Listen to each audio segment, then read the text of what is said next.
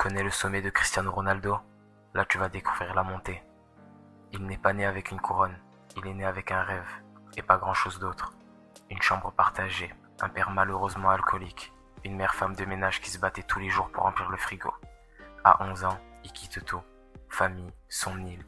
Il dort dans un dortoir sportif, loin de chez lui, seul.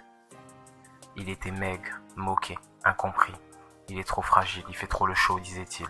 Seul contre tous, c'est une situation qu'il a forgée.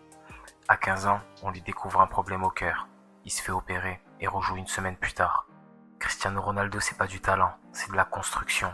Le premier à l'entraînement, le dernier à partir. Il fait du travail supplémentaire à la maison, même après la victoire, surtout après la défaite. Il s'entraîne, puis s'entraîne encore. Muscu, cardio, sur le terrain, en salle, chez lui.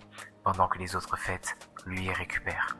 En cryothérapie, douche glacée, chambre de compression. Pendant que les autres dorment, il regarde ses matchs. Pas pour les buts, pour les erreurs. Il disait, le corps a besoin d'inconfort pour se renforcer. Et puis il y a eu la perte. Son père meurt alors qu'il n'a que 20 ans. Paix à son âme.